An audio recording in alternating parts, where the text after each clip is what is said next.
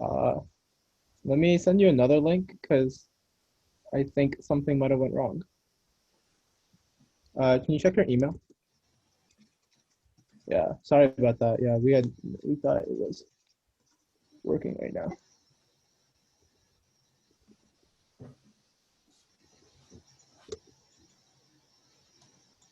Wait, I think you're in as an attendee right now. Wait, okay. Let me here. Hold, I'm gonna promote you as a panelist. I think that should. There we go. Yeah, I think so. He got the wrong link by accident, so that's what happened there.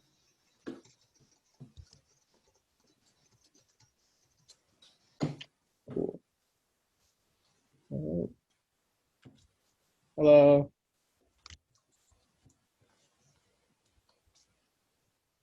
Hey Rand, you're unmuted right now.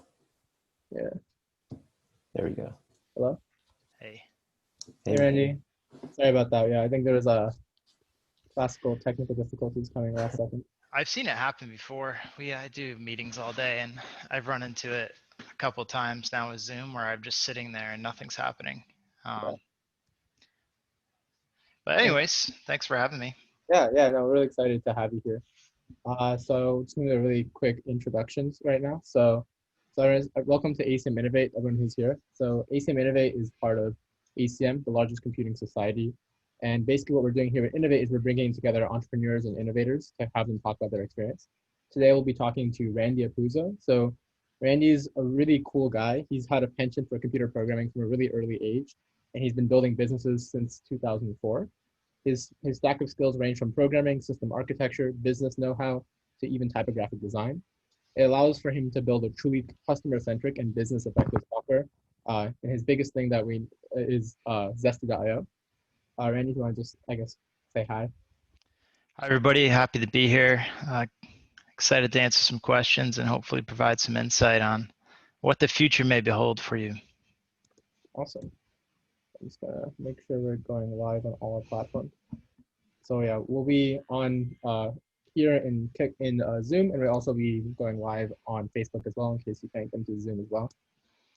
Cool. So we're gonna kind of start talking a little bit through your journey. So we're gonna kind of start from college, and then just work our way up to right now. And during the whole time, we'll be taking questions from the audience, and Perneet and Adam will be checking the chat the whole time. Yeah, cool. So I guess I want to talk about college. So you started your college at Northeastern. I was Yep. wondering, can you talk to a little bit like some of the first classes you took there and like what it kind of told you about how you felt about CS and like how did you? Yeah, Yeah. I think it goes before college. So I'll just quickly. My father was taking night school, and he got a computer. I mean, this is I'd say the mid 90s, right? Um, 95, 96. He got a computer to so he could work on his documents at night. And I got a hold of that computer when he wasn't on it. And there was DOS and those floppy disks, and you'd have to boot up and change directory and do all sorts of weird stuff to get it going, right? And then one day we got AOL and getting connected to the internet. This is like 95, 96, right? So this kind of ages me a little bit. It doesn't feel that way, but and then I started getting in the forums at that point, right? And then understanding that I can control computers. And I was using it for like fun things because I was just a kid, right? I'm talking like 12 years old, writing little programs with Visual Basics to like mess with things, right? Like say to modify the way AOL behaves or do things that may not be right or wrong for the purpose of just being a young kid goofing off. And then I started playing video games, right? Quake was particularly the first one, and Counter-Strike was after. But by meeting communities on Quake, because you could speak and chat, and we used something prior to the Discord called Ventrilo, where you could like talk real time. I was playing with older people, and they had access to API documentation and coding documentation, and they were the ones that kind of opened my eyes to the world of like computer science, right? And I didn't even know it was computer science. My high school didn't even offer computer science or anything technical. I was in a pretty rural, I'd say not rural, but it was the school was behind. There was like one computer in the whole school, right? And that's what and then, you know, a whole bunch of things. So if I was playing a video game, I was making websites or applications around that video game, et cetera. And the next thing of working on cars, et cetera, which then led me into going to school for computer science, which I thought was making video games. Computer science is obviously an important aspect of making video games, but it really has nothing to do with it at the end of the day. Like, they weren't teaching you how to make video games, they're teaching you object-oriented programming and how the processor works and how to not, you know, write bad code essentially that kills processing time. So that lends me into computer science at Northeastern. And they were testing out a new professor who wrote the programming language called Scheme. And I think it's still around. I don't know. I absolutely hated it. I absolutely hated it. And to be very honest, I was already at that point building applications in Windows that were controlling things. And they're teaching me like how to do math and return a function recursively to, you know, have an endless loop to build math. And I'm like, this is really dumb, big waste of time. I understand how important it is now in retrospect, but at the time I wanted that instant gratification of like, I was building applications. People were installing them on the computer. The applications were doing things at that point. I was building websites where people engaged with it on forums and whatever, you name it. So back then, were you even back then, were you kind of like building stuff for people? Like, were you being like an entrepreneur even back then? Yeah. I was already, I was selling computers. So I was building people computers, businesses, which it's funny to think back, but yeah, I was building computers because I'd been saving up money to build a computer so I could run Quake better, honestly. So I could be a better clan member to my clan. And so in doing so, I started building people computers and then buying a piece for myself as like kind of like the bulk. So I would charge, you know, I'd spend $400 and charge 500, right? And then keep amassing. And I probably built and sold like 50 computers. It wasn't a lot. It was over the course of like a year and a half. And then I would be like, and then I started going on call and like taking jobs to go fix people's, like take viruses and fix crap like that. It was terrible work, absolutely terrible. But good experience. So, but yeah, and then I built a e-commerce website. It wasn't e-commerce, kind of linked to eBay, but I was selling like car parts at the time or something. It was whatever I can get my hands on, essentially. Are your parents entrepreneurs, or like how, like, No. did you just like, I guess, did you just see the opportunity and just want to do it, or like what kind of got you into this? Like, I didn't know what I was doing. I was just trying to make money to like buy computer parts or car parts or something like that. I didn't really understand the concept. My mother at the time was a waitress, and my father was like a salesman. My mother's now a school teacher. They were going to school, right? So they were bettering themselves. So I did see that. But yeah, I didn't really understand that that's what was going on, right? I was just like, need to make money somehow, right? So I can do the things I enjoy doing. So it's kind of a weird little interesting start. But yeah, going to school, the computer science courses, like that guy made us do really weird things in Scheme, really weird things. And then there was some point where, so going back to that, that was kind of our 101. But that foundation allowed me to write the programming language called Parsley. Had I not had that foundation, why it's so important is like the fundamentals of computer science and understanding things at a deeper level. And I'd say I'm not even that good at it, but I still was able to like write a programming language because of it, like that tokenized and sped up and made sure it was optimized in terms of its cycles. But yeah, so there's that. Well, that we're at Northeastern now, so. So I guess so. Yeah, I based on what I'm getting, you didn't particularly love the computer science aspect of your time at Northeastern. What kind of other interests did you find? I remember you talked a lot about design.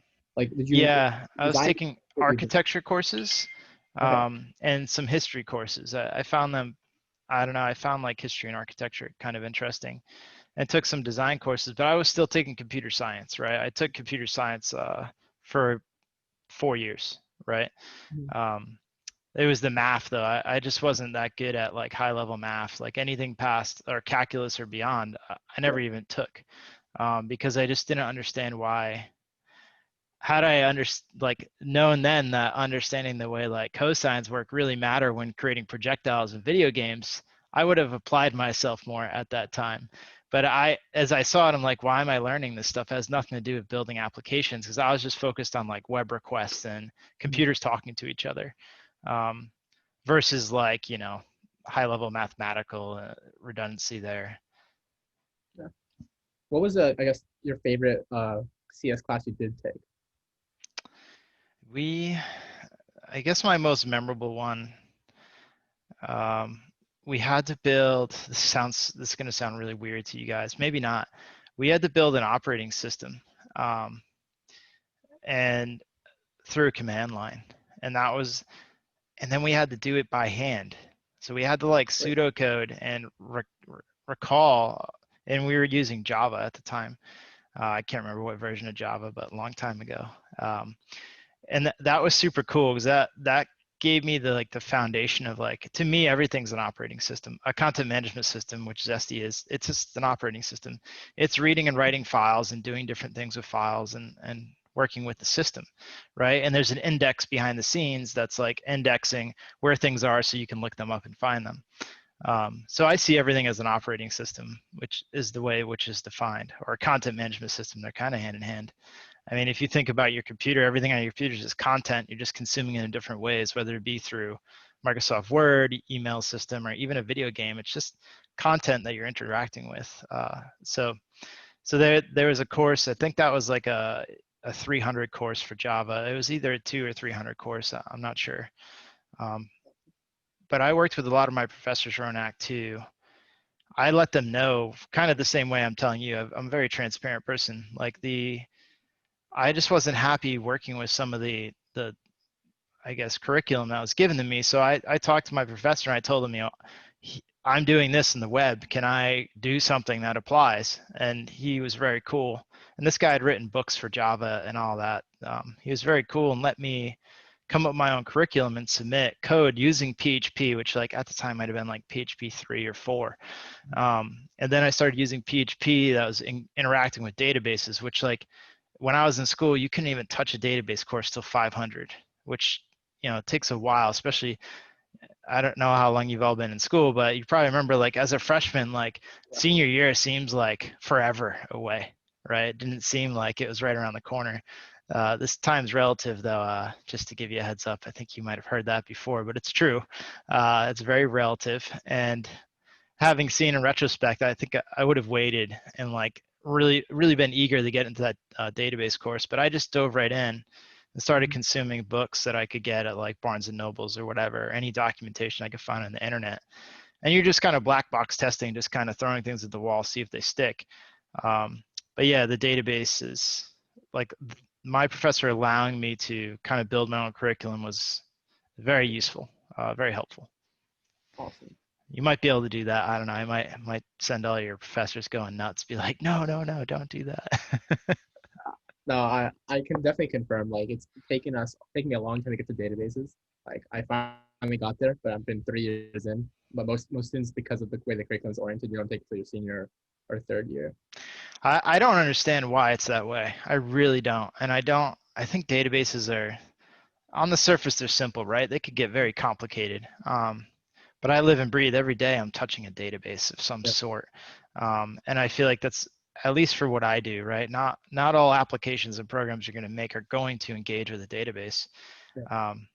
But everything I do in the world I live, it's like I'm building something, there's a database behind it. Yeah. Moving a little bit away from more of the, I guess, the coding side of it. You talked a little bit about how you kind of shifted towards design.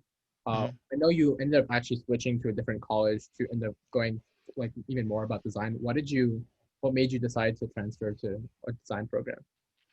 I really was interested in building out the user interface and like making it, I don't know, like pretty, for whatever reason. And I kind of got fatigued with the computer science. I just felt like it was getting more in depth and difficult, right? And I was just like, but nothing I was learning was applying to what I was doing. And that was kind of, I wanted to do things that applied to what I was experiencing at that moment. So that's where I kind of dove into design. And lo and behold, what did I start doing with design? I started integrating the computer science into the design classes, and we ended up forming a class in the design school that was for building web and and using Flash and whatnot. And I started helping the teachers like build curriculum to teach the design kids students, excuse me. Um, we were all young at that time, I guess, but yeah, teaching the students like how to apply design into the programs you're working in. So I started bleeding, everything started bleeding together at that point, which was kind of cool. It was like getting both sides. It was really nice. And around this time, the side business that you had started by building people websites, that's JetScram, right? That kind of started becoming a little bit bigger, right? Yeah, at that time, um, yeah, jet scram. I was really like intrigued by the scramjet, which could get from like Rhode Island to Italy in 90 minutes. I don't Mhm. think it could carry a person without their internals imploding, um, but so, and I couldn't, scramjet.com wasn't available, so I just flipped scram and jet scram. And yeah, that's how I had been building websites. So cheap, man. I look back at it and like what I see website charges now. Holy cow, man! I was charging like $400, I think, was my first website, and then when I charged $1,200 one time for a website, it was like the best feeling in the world.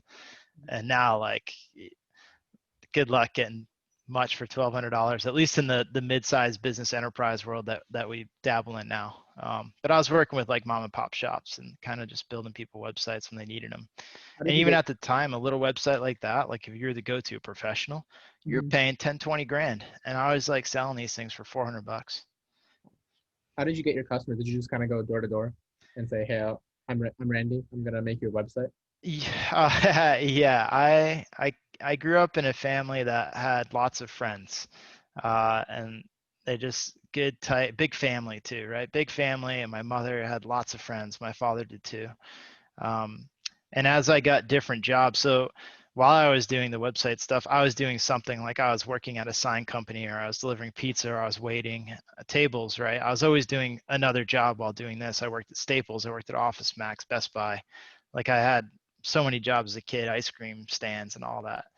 And when I would just kind of talk to people that I worked with, and that's how I kind of networked that way, is just within my circle. I would ask people and find, oh yeah, you need a website, blah blah blah, and they'd be like, oh, I know a guy, or I know this lady who needs to do something, and that's how I'd pretty much get business, Ronak. So It was very organic, yeah. it was just you, right? Just you making you built JetScram out yourself and you just maintain it yourself. Yeah, yep. So when you graduated and you kind of like you're out in the real world, I know you met Andy Fleming and Mhm. like he had another idea. Like how did you? Because I remember learning that you kind of co-founded it with him, but you already had your own thing. So how did you, I guess, grapple with merging what you had already built into a new kind of concept? Because you already had something. Yeah, and it was the same concept, but two heads are better than one. What happened? So I built all those websites, right? And I'd already been comfortable, not comfortable, but I was already screwing around with databases by that time, and I realized that like this is before WordPress, right? This is early. These people would then come back to me, Ronak, and be like, "Oh, I need to update my website." And dude, you had to like update a hard file at that time, and that sucked. So like I ended up building a system where they could update their own websites, right? And this is like 2002, 2003, 2004. Um, and I didn't know there was like enterprise things doing it at the time. There wasn't like really popular things doing it. Um, and I called it JetScram Control Panel at the time. And then I ended up applying my design skills as I learned my design skills. So I built this thing before design class, and I kept updating the version of it. I started applying my design skills to it, and it got called Bamboo. When I finished college, when I graduated, I moved to California and in San Diego, and I started going to meetups, design meetups, and that's where I met Andy Fleming. And I kind of find out he was on a similar path as me. Like he was younger than me, but he was starting to do what I already started doing years ago. So I was like, oh my God, I found my match. And we just put our heads together and just coded and coded and coded. And we pretty much took the foundation which I had built and made it better, right? And it is what it is today. It's nothing like it used to be, right? It's everything changes so much, but that's how I met Andy. And at the time, I didn't really have a grasp on like, again, like business. I had nobody in my family that had a business or anything like that. So like we were like, okay, 50-50, let's do this, you know. And then we ended up running our two respective. I still ran JetScram for a long time, and he ran his company is called V4 Studios. Okay. And we kind of just tag team websites and then put it on the thing, which became Zesty, right? It was like this new version of Bamboo, which ended up becoming Zesty. There's still a couple functions in Zesty today, which they probably should be redone at this point, but that were from that original Bamboo code base. Okay. Just a few. I gotta ask, your naming scheme is pretty interesting to me. So you have Bamboo and you have Zesty. So JetScram came from the Scram Jet, but where did Zesty? How did the name from Zesty come? Zesty, like Bamboo it's cool because it's like, you know, the idea is that it could grow really fast and it's really strong and it's resilient and you can do a lot with it, like if you were to cut it down. That's why it was called Bamboo at first. So there was like more meaning, but it's kind of boring, right? Bamboo's kind of boring. It just sits there and doesn't do much. So bringing like zest, the idea of like energy and excitement, was the reason why we ended up calling it Zesty. Zesty.com was available at the time, but they wanted $250,000 and that wasn't happening. So we wound up with Zesty.io. Gotcha. So when you started Zesty, what kind of initial hires did you make? Was it just you and you together working on it? He was one of his neighbors. His name was Dustin Horning, another amazing person too. He was doing our accounting. I don't even know like why that even makes sense to get two programmers and an accountant. It's kind of a funny concept, but Dustin ended up learning how to code too, right? But he was like our first hire, and we'd pay him part-time to do things and pretty much to deal with the customers. And Andy and I were just building the program so the customers could use it, and we were also building out the designs of the website. I was doing branding at that point because I had that design skill. So I was selling branding packages, and we even did like some floor designs of some stores, a bunch of random stuff. And so Dustin was kind of our first hire, but then our next hire, his name was Jason Spangler, another awesome programmer. He was from UCSD, and he was just graduating. And man, like it was quite a long while ago. And when Jason came on, he went through the full programming school, right? So he came out, he had full programming knowledge. Whereas I'd say like I'm 75% trained programmer. I don't know what I am today, but at that point, right? And then Andy had no like formal computer science, a little bit, because like California schools had computer science in high school. But he was kind of similar to me, more like artistic mind and just getting a hold of code like you're an artist with it.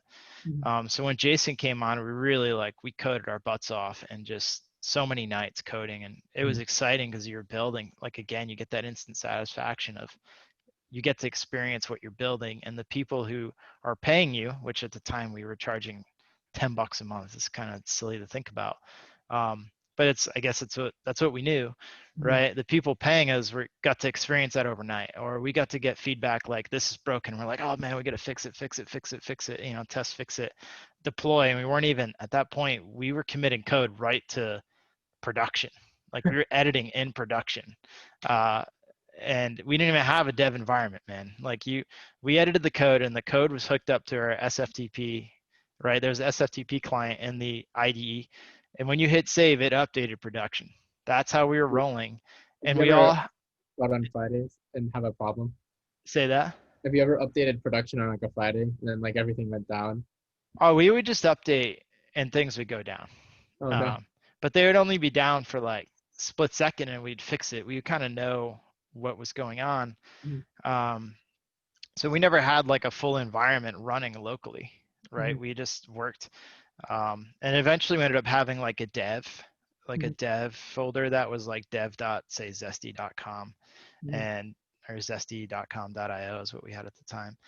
And then we would commit to dev, or not, we weren't even committing yet. We started bringing Git into the mix, like, I can't remember which year, probably like 2010, maybe.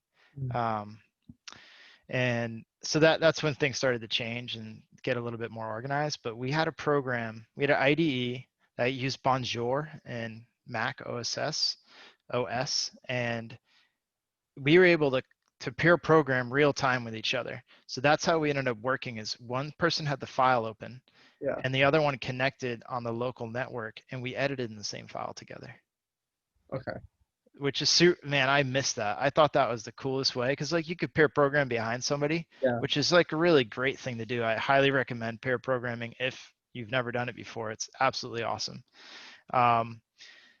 But yeah, that's how we were doing it is we were just going for it. And I guess that's why it was $10 a month, because if you were paying 100 or 10,000 a month and things were breaking, And then you're gonna get more upset. No, yeah, I really want to leave it.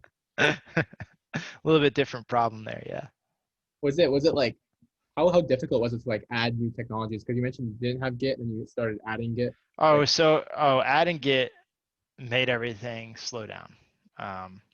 Because we were just committing right into production. So like there was no master, there was no branches or product branches or whatever. So it really slowed down. It obviously made our deployments stronger and more and better and more solid, but it slowed down. Everything we've added like slows you down, right? When you're building something for the first time, like go for it. That'd be my suggestion to anyone building anything right now. I mean, go ahead, commit right on your primary branch or whatever you call your primary branch. Commit right to it. Deploy right into the server. Like I mean, most times you're now deploying a Docker container that's pre-built, but however you could speed up that process, I would say do that because you can iterate so fast when it's what we call greenfield in the industry now. If you're working on a greenfield project, you don't have people relying on you to be perfect, right? So that's when you can iterate and move so fast. And then eventually when you get branching, you can have all these different environments spun up and be testing in environments. But that's when, so Git slowed things down, which I don't know if that's the answer you expected, but that's how it worked. The more red tape you involve, the more things slow down. yeah, just kind of build fast early on, and then once you get like customers who are more dependent, then you can start like worrying about making sure things don't break. Yeah, it's just the stakes are higher. I don't know if I at this point in my life, I've experienced working with a company or a technology and it not change and be like, it's amazing. Like I'm not going to name drop, but I'll just say some very big brands that I've worked with that they have not changed anything. They haven't added any innovation or features. They continue to grow because they continue selling what they have. But like there's a point where adding features sometimes just ticks off your customers. Like we can make an update that we worked on for 6 months. We give 2 months heads up. We give previews, we have videos, and like customers know it's coming, and we still have customers that will chew us out and be like, what the heck? They'll swear. I've been sworn at quite a few times. You changed my workflow. Why'd you do that? Everything was perfect, blah, blah, blah. And we're like, we're innovating. You're paying us also to, and they're like, no, just don't change anything. I'm like, but how are we going to continue to compete if you don't want to change things? It's just a funny thing that goes on. So when you're early, iterate fast. How do you strike that balance? I feel like it's like such a hard balance to strike, like making sure you still release features because you still want to stay competitive with your competitors, but yeah, they're used to something. what we're doing now is we're modularizing our product, meaning that like say there's like an application, it's literally becoming an operating system. We treat each part of it as a sub app of the main application. So we build sub apps at a time and we're deploying like individual sub apps. Eventually the application will just be plug and play. Like you'll be able to install an application just like you do on an operating system. But that's how you end up getting there, and then giving people the option, well, just don't run that if you don't want it, or use the old one, or you can run app version 1, not app version 2, right? Content 1 or content 2 or code editor 2.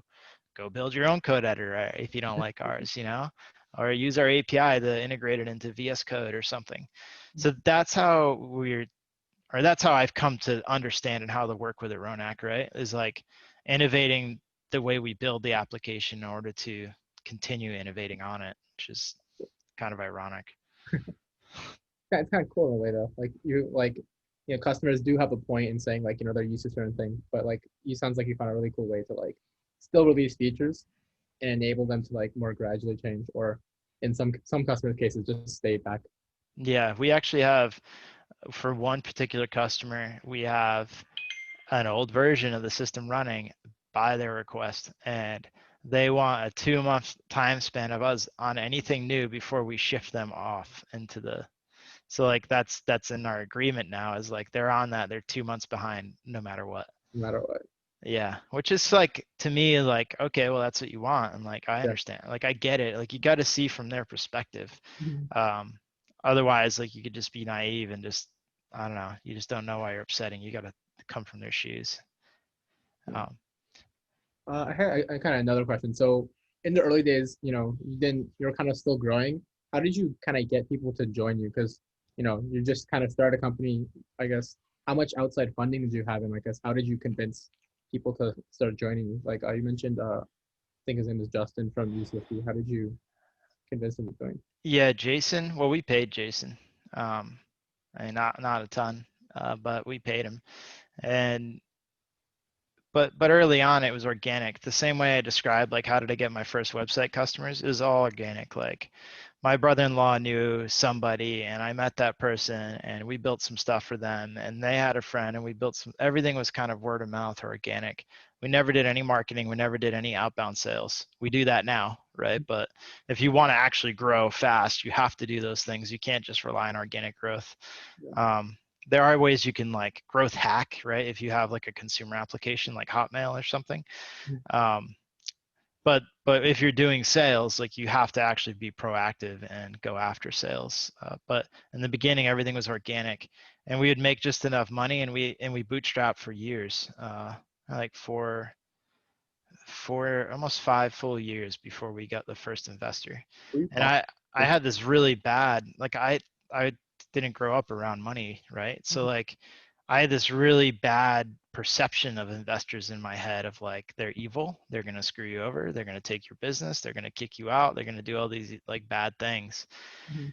If you are ever in a relationship with an investor like that, that's not a healthy relationship. But like, I have not witnessed that. My investors have been super supportive, really great, and they're just people, right? So like, um, if I could talk about investment. I've spent a lot of time in that area. We're actively raising around right now, and I'm doing it unlike any other way I've done it before. I'm treating raising money like sales right now, and I have a list of 700 people. I've literally been reading a website every single night. I know what companies they invested in.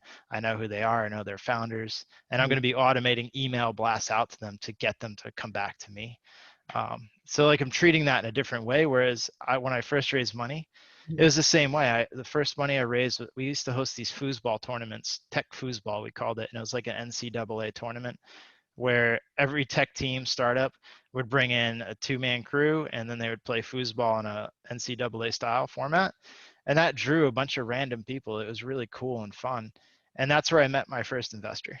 And it was so casual, and you never expected it to be like, he's just like, hey, you ever need money or anything? I'm like, why? What are you talking about? He's like, yeah, if you ever like want money to help your business, just let me know. And like, a couple weeks later, he wrote a $50,000 check. It's Wow. kind of crazy. And like, So wild. yeah, it was wild. Hey, you need money. And then his friend and his friend and then someone else's friend, and before you know it, it's like, once one person gives somebody money, somebody else trusts somebody to give that person money, and then it just starts kind of rolling. It's not that easy. I mean, it's hard, you're still fighting for it, but that's Yeah. kind of how it goes. And then I raise money word of mouth, same way, right? It's kind of the way I've always known how to do it. um, but this time around, like, it's different. You're doing pitches and it's more competitive and a Yeah. little bit different. Did you need the money? Like, were you profitable from the beginning, or did you is it more? We didn't need the money, so to speak. We were paying ourselves practically minimum wage, right? Maybe 30 grand a year, which is okay when you don't have children or you're not trying to like support a family or anything like that. If you're solo, and you can do that, right? So I'd say like that's kind of like the biggest advantage a young entrepreneur has is that you don't need much to live. You can eat really crappy food and still feel great in the morning. So like that's a huge advantage if you can live like a rat Mhm. and program and like work. Like people can't do that. Like Yeah. you're 40, like even 30-year-old plus entrepreneur is going to need a salary, right? Unless they're individually wealthy, then they have a huge, Yeah. benefit already. But if you're just scrapping together, you got to support yourself. Yeah. And if you want to grow a team, you have to support them too. And it's like, who do you support? Still to this day, most of my team makes more money than I do, salary range wise. But back then, like we were making the bare minimum that the government would allow us to make. Wow. And like then everybody else got paid more than us. So that's how we did it. And then, but why we needed money was that we were making our revenue off the service work we did, building applications or websites, which we used to Zesty the power. Yeah. Um, and that was taking up most of our time. So what we do is we get like an application project. One time we got like an $80,000 application project, took us 6 months to do, which is like a lot of money, but you're splitting that amongst whoever you're paying. Yeah. And that takes up so much time, right? It's pretty much we were selling our time. And then when we had downtime, we had hustle on Zesty. So we would do like a 2-week sprint on Zesty and then work on people's projects that they're paying us to build for like months at a time. So in order for us to have gotten ahead, and I wish we raised money earlier because I don't know, it's kind of a catch-22 because we learned so much in the process of doing that and why our application is the way it is today versus we could have just focused on it. Like say we get, if I was to do this again and start fresh, I would go find somebody that had a problem. I would try to get them to fund me to build it. I'd say like not charge me, like just fund this operation for this long. I'm going to fix your problem for you. And then I need to talk to you on a weekly or bi-weekly basis to like innovate and make the software better or something. That's essentially what we were doing, except we were having people pay us while we were building Zesty to support the product we built for them or whatever we built for them, website or application. So we could have continued doing that, but it was just so slow. We just wanted to work on Zesty. Yeah. So that's why we ended up raising money, and it took years. It took like 2 full years to kind of end all the contracts and relationships we had business-wise. So then we could just full on 100% focus on Zesty. Yeah, anyone think you were crazy, like to like be canceling the contracts that had been getting you running the whole time and transitioning to this other? You'd be like people, man, were not happy with us. They really were upset because they became the rely on us. It's like if you go to a local restaurant and something and they're always serving pizza and they're like, nah, we're not doing pizza anymore. We're gonna give you unbaked pizza and you're gonna cook it yourself, right? It's like, and you're like, they would upset people. So we had to deal with some of that. Some people stayed around. We had one person on Zesty for like 10 years or like even like through JetScrim. I have one that's been on 15 years from like JetScrim control panel all the way up to now, and he's still happily using it. And I still charge him $50 a month. It's like, and then but then we had one that was like kicking and screaming. And by the time we had to like literally help him get off the product. Like we ended up helping build his product on Shopify because like Zesty started, or the iteration that Andy and I built had e-commerce built into it. So we'd had these stores running on Zesty for so long, and like we had to walk them off Zesty, and that was extremely painful. And like that was a lot of swearing, a lot of yelling, and us being the receivers of that because some people built their whole business on our product, and like for us, we're like we built tech, like it's like go take it somewhere else. So it's you're dealing, everything's people, right? At the end of the day, like you got to respect people's feelings and what they're going through, and see it from their perspective. This might be, I guess, related, but I was wondering, what are some of the biggest obstacles you've had so far while working at Zesty, and how did you overcome them? I'm guessing these are some of the biggest problems you've had. No, I mean, there's every week, man, there's something new. Last week we dealt with a customer doing 3,500 requests a second to the system. That's a run rate of 10 billion requests a month almost. That's serious stuff, right? So like we dealt with that, we got through that. So that was the problem 2 weeks ago. When you're hiring people, you get to a point where you hire, like there's challenges along the way. I wouldn't say there's like a specific challenge. I know like having enough capital to continue hitting payroll is always a thing. So like if you're going to go raise capital, make sure you raise enough to like withstand a certain amount of runway to keep you afloat. That's always a challenge, but that's business in general. If you run out of money, you die, right? That's just the name of the game in business. So like that's always a constant challenge. Like why we're raising capital? We're raising capital so we can hire more people at a faster rate than we would be able to organically, right? So like there's a different point of which we're raising money now to grow faster, whereas before we were raising money so we could stay alive, right? To prove out the idea. So there's different phases of the business, and I feel like each phase has its own challenges. And then there's the people in your business, which there's challenges too, is again, like people are people, they have their own. Some people want to work for you for a year, some people want to work for you forever. Like that's also a challenge too. And like getting people to work with each other.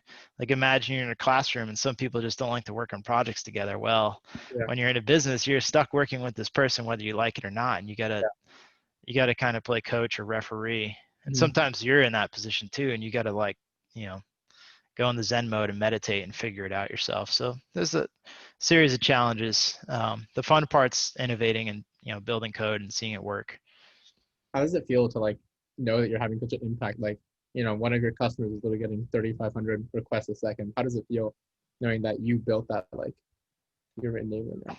Yeah, you don't even get, like when you're in the moment, you're just scrambling. You don't even get to like, you're like, yeah, I mean, you're scrambling. It's like, it's like a fire. You're like a fireman or fire putting out this giant fire. You don't even get to be like, sit back and be like, wow, that's amazing, right? Like they're representing, 130% of the world's population and web requests in a course of a month. Like that's insane to think about. And absolutely, like it's a blessing to have an experience like that. And I'd say like these experiences happen when you were building tech. They happen, right? Like, there was a point where I think we did 1 million requests, in the course of a month or something, and that was like, wow, that's amazing. Now we're doing like 1 million requests in like a couple minutes. So like those types of things, like it's relative, right? It's kind of like the Einstein time is relative. Is like these experiences are relative. Like you'll experience something that's like, and then the next experience like just blows your mind.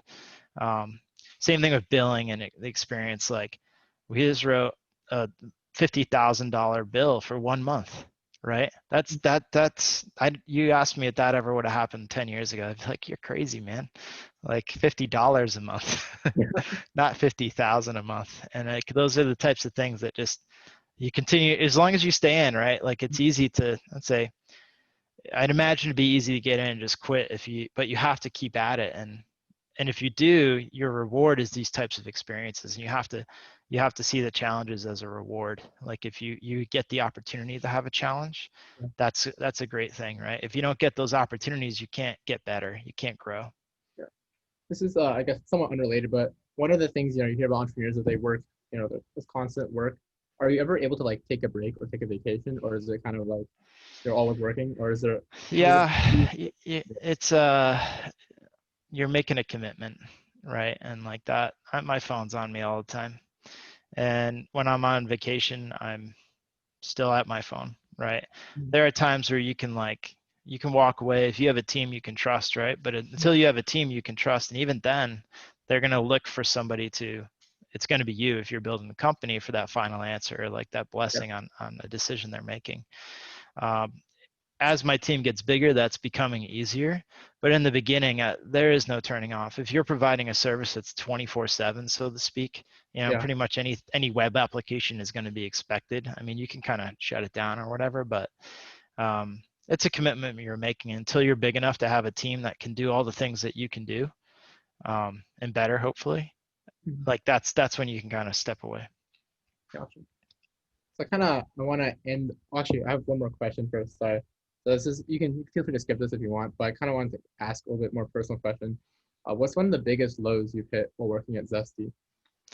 Biggest lows? Has there ever been a time you wanted to stop? Like you felt like nothing you're doing is working?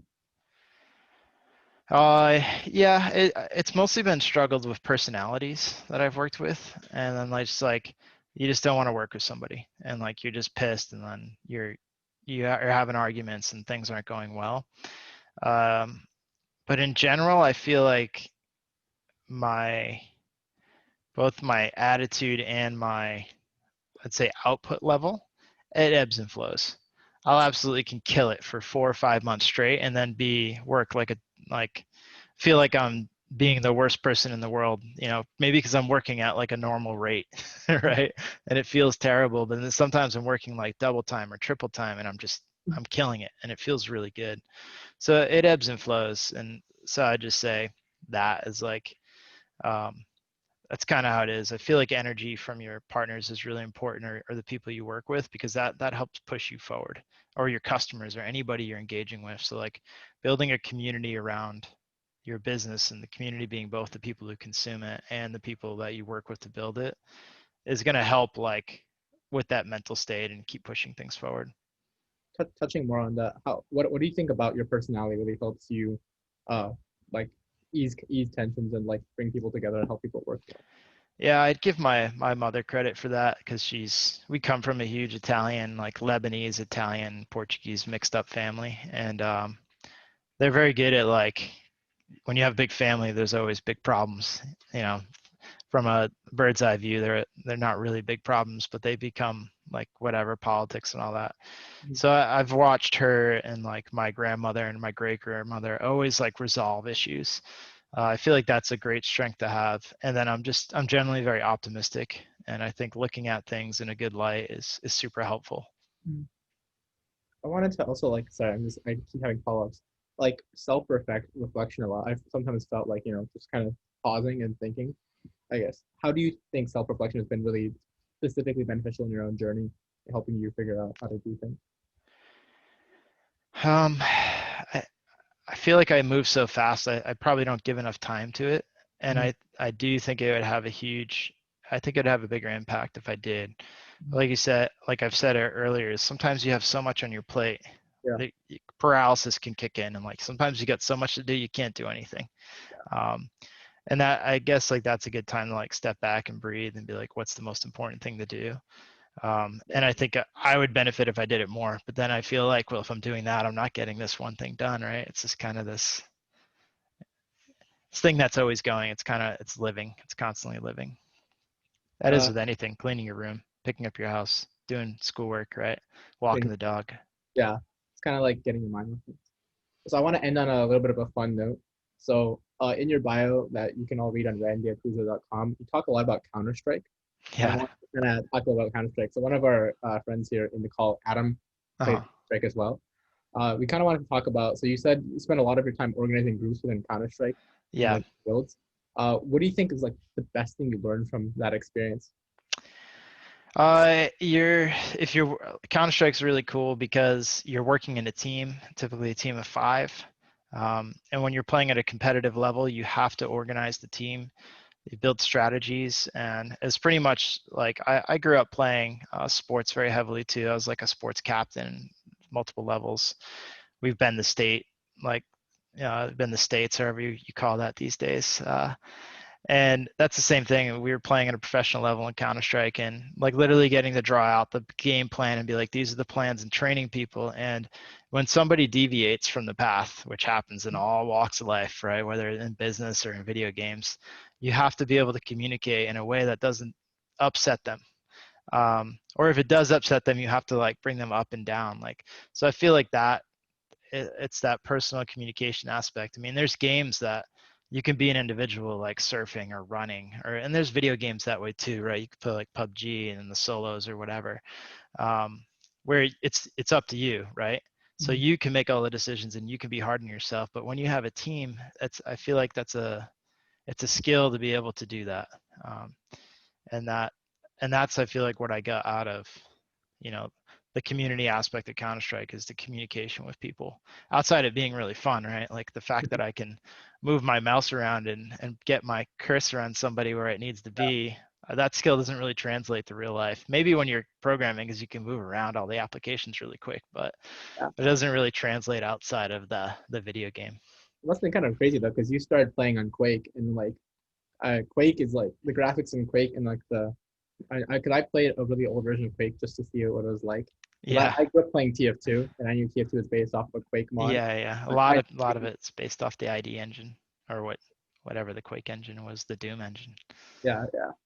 Like it wasn't kind of crazy to see like graphics change so much, but like some of the core gameplay is still there. Yeah, I've been playing some Call of Duty lately, and like it's not the same. The movement, everything's kind of the same. The Call of Duty is built in a different engine, like an engine that the other games aren't, because it's kind of like Unreal than the original Doom Spawn that became Quake and all that. But it's upsetting when the game and the graphics inhibit gameplay, and I guess that makes me a classical gamer. Is like I want to be able to turn the graphics down on a computer that is from 2015 that still has 30 gigs of RAM and an awesome processor, but it still runs at 30 FPS on low settings. Like, who programmed this, right? Like, and I feel like it's like, didn't you go take courses to understand that you're messing up if you're really like exhausting resources like that?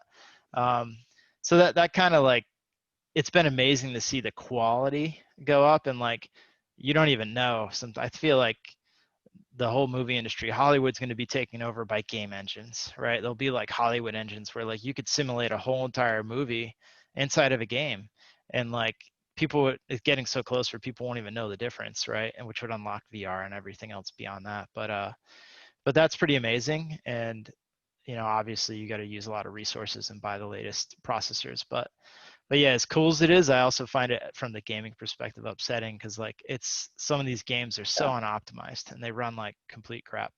yeah, And they're blockbuster games, right? Like yeah, but I get it. If you have a million concurrent users all hitting servers and sending little bits of information back and forth to the server to other people's computers, yeah, that's a big problem in itself, let alone the way the bush renders. yeah. That's for sure. So we're almost out of time. I'm just gonna take some questions from the audience. So Adam's gonna be running questions. So I'm gonna bring it to you, Adam, and just ask the questions. Yeah, sure. Um, so one of the first questions that we got was, what characteristics do you think contribute to becoming a successful entrepreneur? Yeah, so you're born with who you are, and you have to leverage what your strengths are. You could be awesome at programming, you could be awesome at problem solving, you could be good working with people. You have to know your weaknesses, and you have to fill your weaknesses in, and you can do that with partners, you can do that with employees, right? You can do that with advisors or mentors. So know your strengths, know your weaknesses, and be very conscious of your weaknesses, and fill in your weaknesses or work on strengthening your weaknesses. I think that's how you're going to be successful. And just in general, never give up. Like if you're going to do it, just you got to do it, and you got to go for it. And you could be 15 years later still going for it, right? You could also work different jobs too, then go for it later. Like I feel like the characteristic of just going for it, kind of deviating from the question, but I think it's really important to know, like, you can go work in the professional industry for a couple of years, then go do it. That's a good path too. You don't just have to do it right out of college. It's probably the easiest to do it right out of college because you're broke and it's easy to live because life is cheap. But I'd say that is that those two things should come in that. Focus on your weaknesses, understand what they are, and try to strengthen them or fill in the gaps with partners. And know when your weaknesses are hurting you and leverage those to help you. Gotcha. Thank you so much.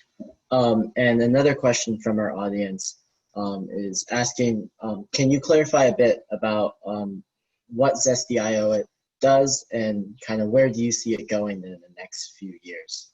Yeah, Zestio powers enterprise-grade websites and applications, and it allows people who have the ability to use like Microsoft Word or something, be able to change and publish content on the web, whether it's inside a video game or a website or an application that billions of people consume every day with like a click. So my mother could go in there and update the homepage of Rocket League, hit publish, and that's going to disseminate all over the world. And the next day it could be consumed a couple million times.